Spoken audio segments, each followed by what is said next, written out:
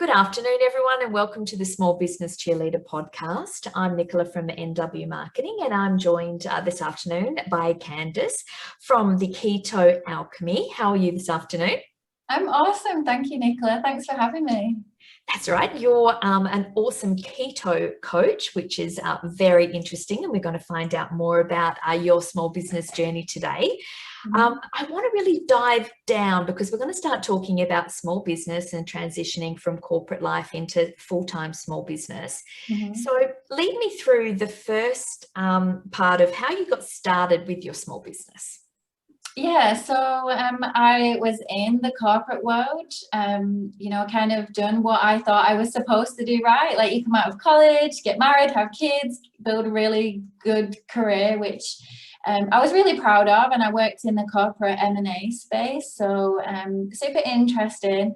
And I wasn't looking to start a business. Like I wasn't looking for an opportunity. I thought the corporate world would be me forever.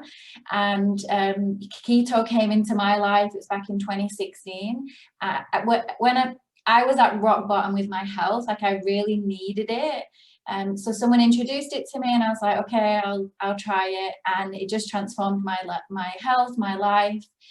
So from there, I just became a raving fan of the lifestyle and was just like people wanted to know, because I had a dramatic transformation, not only from a body perspective, but also from an energy and mind. It was like I was a different person.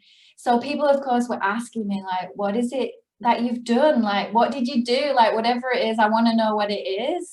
You know what us women are like with those kind of things. So people were asking me, and I was like coaching and giving advice for free, because these were people that I loved and cared about, and I wanted them to feel good too. So it just kind of snowballed from there. I started an Instagram page, and I was like, okay, I'll just start to share it. I was super private and shy, like working in that corporate M&A space. It was always in the back of my mind about how I was perceived by clients, like, you know, the kind of whole social media thing when you work in corporate.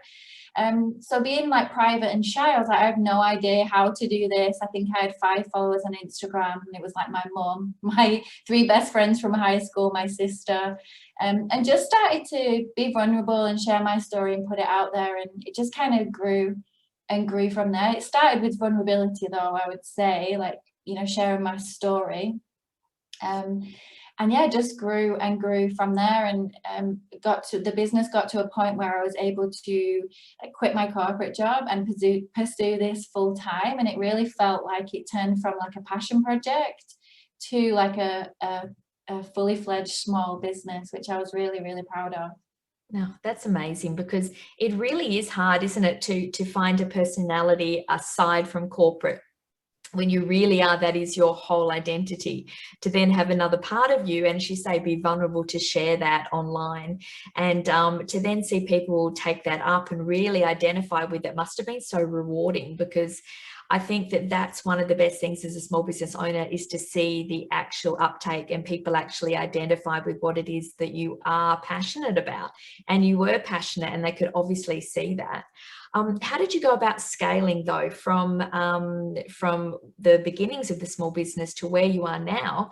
What did that look like, and what was that journey like for you once you transitioned over? Yeah, I love that question. I really just want to touch on something you just said right then, because you nailed it when you talked about how it makes you feel. Because when I was trying to like communicate to my husband, even, who is really supportive, but at the same time, when you're like, okay, I have this idea and I want to pursue this, and even my friends and family, and they were like, wait a minute, like you've spent years building this corporate career, now you're doing this, like what? And I always explain it to her, and I was like, for the first time, I enjoyed my corporate job, right? But this business, I felt it in here.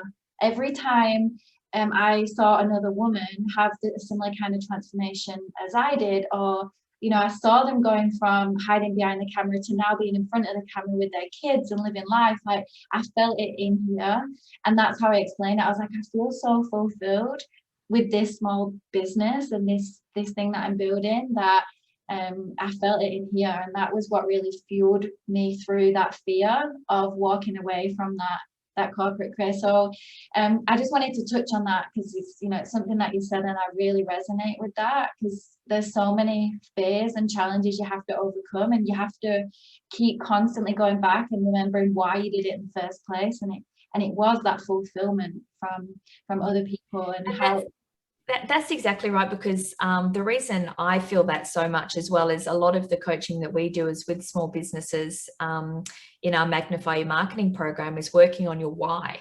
You know, what lights you up, and what did you start it for? You know, to go back to that pure basics of what is your actual vision, and what's your mission to get there, because a lot of the time people jump that step. And then they can't really find content or vulnerability or anything that really connects, because it's not really authentic to what really lights them up. And that's why I think it's really important. You can see when it lights somebody up, and that transcends. So now you've found that, and now you're looking at how did it scale from there into what it is today, which is huge and successful in so many different countries. Yeah, so the whole kind of scaling thing was, it all starts with like, how can you help that one person?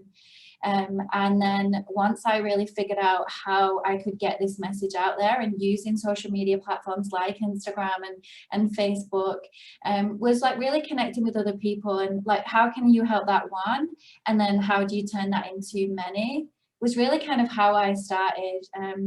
So I'm still always focused, like I've built the business now into 20 countries all around the world, but I'm still really focused on that kind of one person, that ripple effect, because that's how it all starts, right? Like with me, like me changing my life then was able to ripple through, and I think word of mouth is so powerful, and like creating that ripple effect through people, but then also like creating a space for people to be nurtured and educated, I think was huge for me, and setting up communities, especially when it comes to a big lifestyle change, because I was skeptical. Like when it was first introduced to me, I was like, oh, this sounds too good to be true. Like I'm going to feel this kind of way from living this kind of lifestyle. So I watched from the outside for months and months before like I took action. So I think that from a marketing perspective, I created spaces through email marketing, through creating Facebook communities for people to be able to just kind of be around the conversation and see what it's all about, because they're not going to jump in the first time that they hear about it. I didn't, and like I completely understand why. So definitely from a marketing perspective, going way beyond like the initial introduction, and nurturing people that were curious about the lifestyle, I would say, and then using, you know, that would really start to build my customer base. And then I also started to look for strategic partners, like people in businesses that were perhaps on the periphery of the lifestyle itself, like if you just encapsulate like health and wellness. I started to partner with people who were in complementary spaces to mine and collaborate with them, and that's really what took me into the many different countries. Because I had customers in other countries, but what really allowed me to build in that particular country was like a strategic kind of partnership with somebody. That's it, because you're then building trust as well. Because you're building trust in their communities, and your community can see that you're also part of something bigger, and they can see how their lives can be affected by that as well. And I think communities, you've said that's an amazing thing, because I think that's what Facebook's been so great at, in creating those groups. It's now sort of known as the place really where most of the groups hang out, isn't it? Instagram for getting the word out there, and Facebook for cultivating that community and people, a place where people can go to, you're right, to really check it out. Because I think before you jump into something like that, you really want to know what's going on. And it worked for you. You were able to stalk from the outside and see what was happening. And you'd hope that people would do that too. And most life cycles for a lot of things are 18 months by the time people find out about it, they stalk it, they follow, and then they finally make a purchase. So that's something that a group helps cultivate along that journey, doesn't it? Yeah, it does. And also constantly building that group too. Like you can't kind of drop any balls.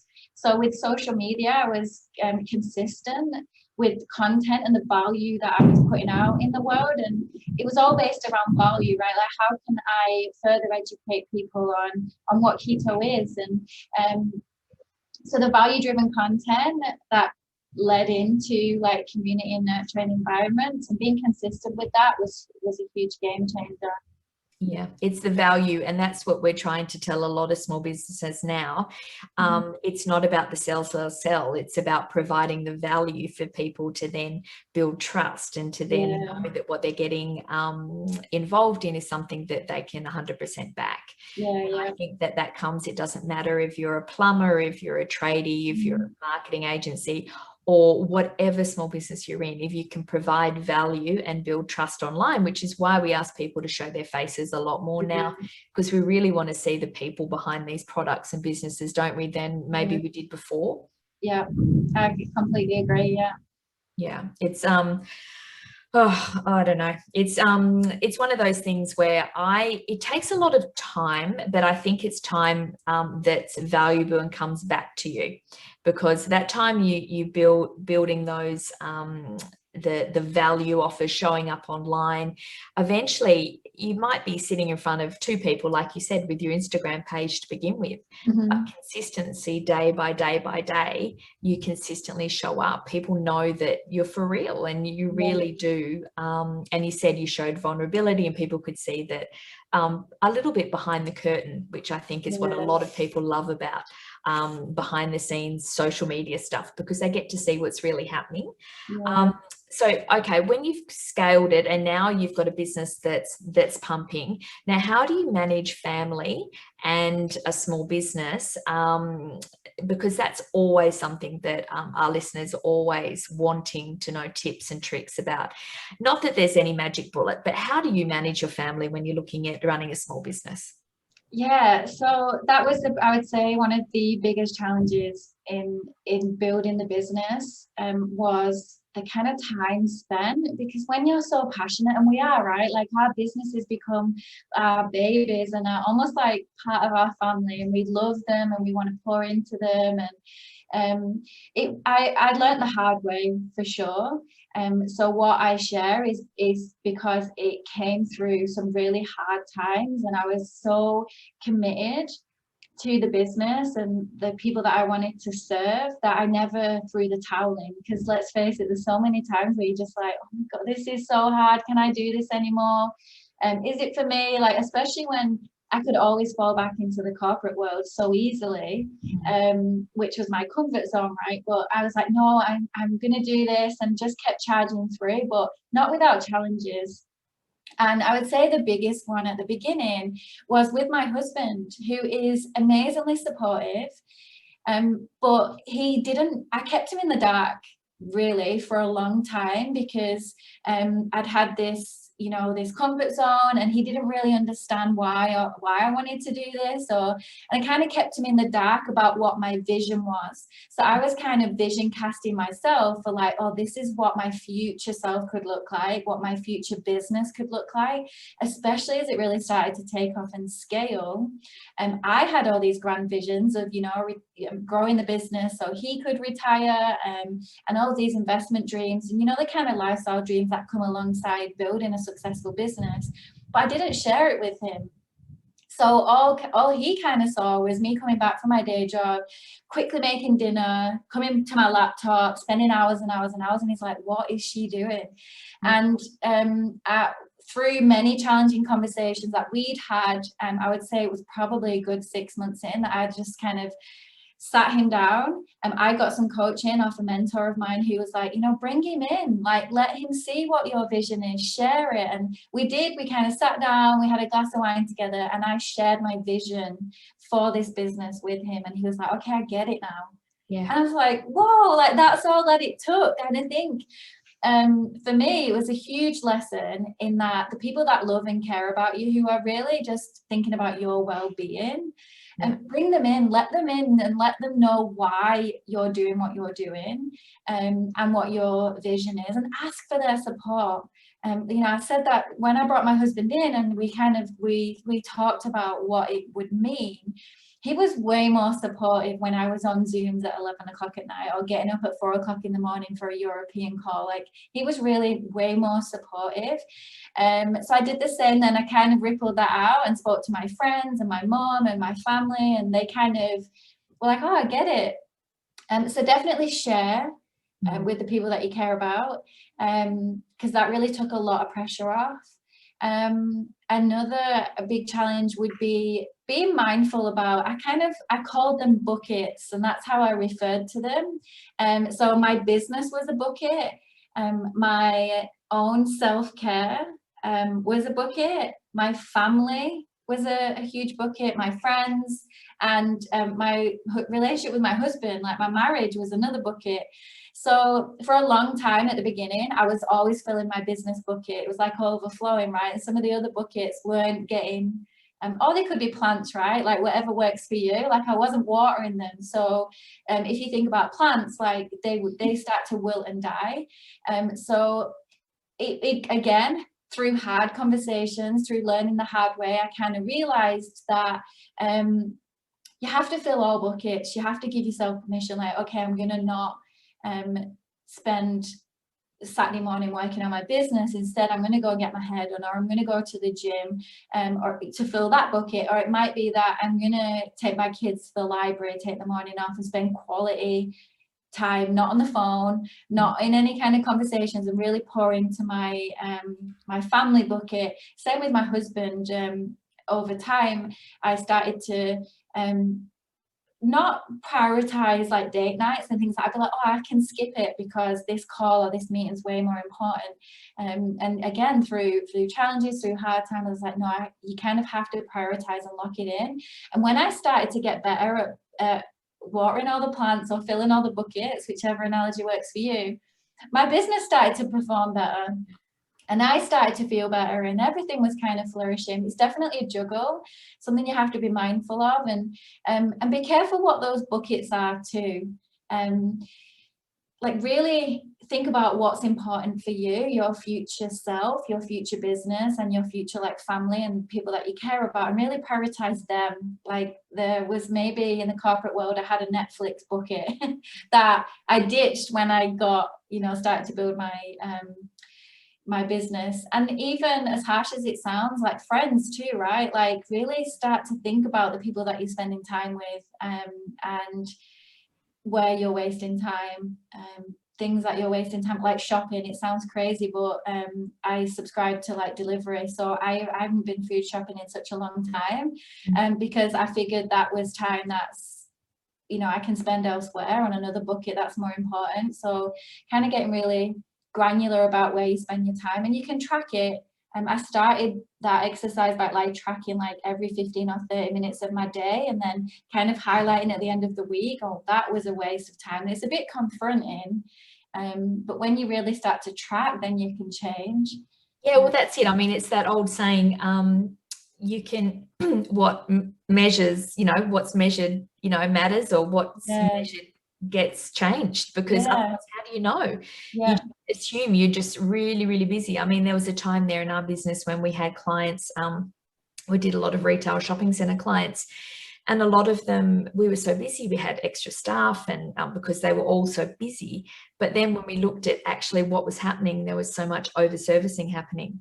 So everyone was busy, but they were busy over servicing. So sometimes that's when we had to track, and we used time tracker software for a full month to see what was actually going on. And then we realized that, if you break it down, we don't need that many people, because of that fact. There's a lot of wasted time doing stuff that really wasn't necessary, or stuff that was just over servicing. So you either increase your costs or you reduce your staff, and you just work out a way that your business can actually become profitable. Because it's the same in your life. The more you just spread yourself thin, it's exactly the same. You're just never going to get on top of it. You're going to always feel behind the 8 ball. And I think you're right. I think communication is a massive one. If you can bring people along the journey with you, and that can include your staff as well. You've got staff, or virtual staff, remote staff, making sure that they're along on the journey with you. They know what it is you're trying to achieve, because only then can they really own their journey as well. And I find that's a massive thing. We work a lot with small businesses on their core values, because once you have those set in stone, it makes it a lot easier for your staff to understand what you're about and what you stand for and what you won't stand for. And that's really important when it comes to building culture. And it's the same with the family. If they know what you're about and what you stand for and where you want to go with your business, they're more likely to support you along that journey. And it sounds like you got to that point as well. And I think once you do get there, the conversations are a lot more open, because you don't feel like you're on your own. And that can be a really lonely thing when you're doing a side hustle that's scaling so big, I imagine, or just as a small business owner, straight up, if you're a startup, it's a lonely journey if you don't have that support along the way. Yeah, for sure. And then when I think you do that kind of time exercise, and you identify places where maybe for me, I felt like I was wasting time, and it's our most precious resource. It allowed me to kind of open up and create areas of deep work, is what I refer it to. And there is a book, I think it's Cal Newport, maybe I've got the author wrong, but it's a book called Deep Work.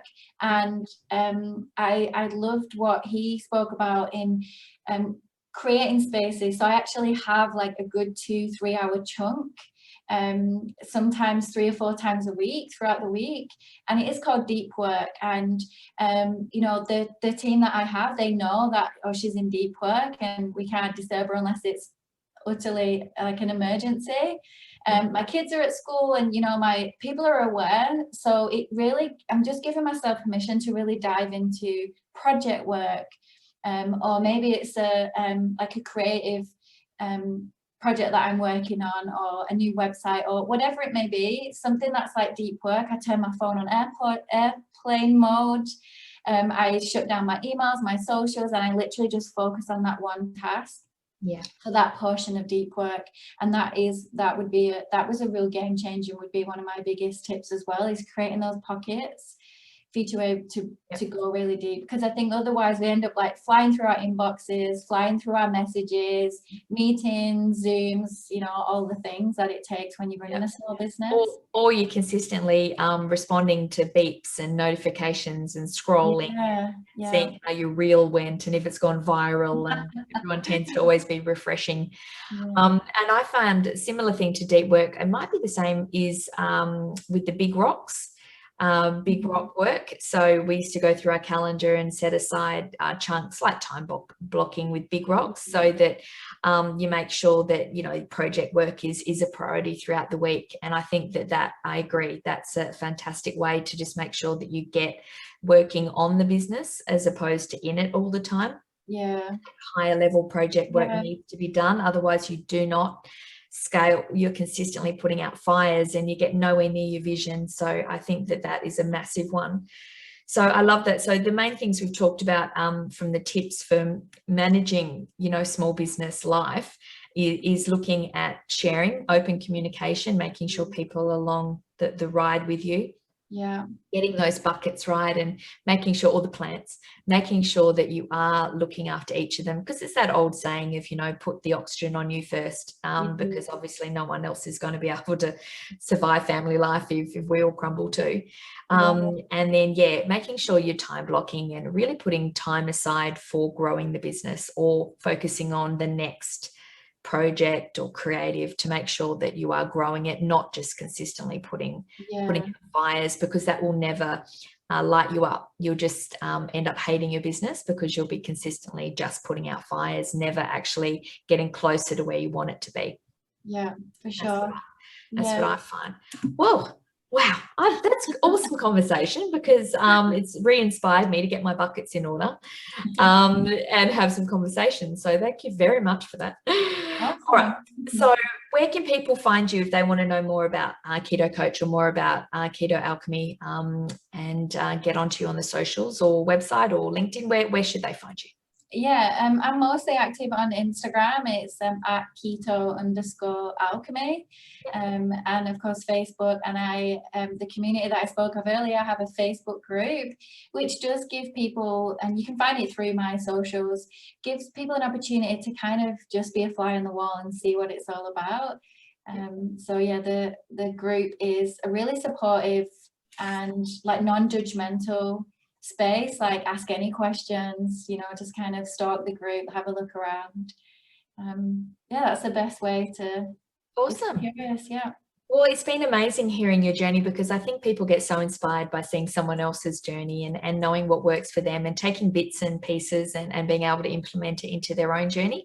So if people are listening and they're in corporate world and they've got a side hustle, you know, it's a way of finding what lights you up and having people along that journey with you if you can, as you transition from one to the other. And also making sure you're looking after yourself in the process and not burning out by any means. So there's plenty of ways you can do that, but it just takes some discipline from yourself or finding people to support you along that way. Make sure they kick your butt if you're not looking after yourself, and make sure some self-love is in there. Yeah. Well, Candice, it's been wonderful to talk, and lovely to have you on, the Small Business Cheerleader, and we'll be following you online to see how the business grows even more. But thanks for joining us today, and have a wonderful afternoon.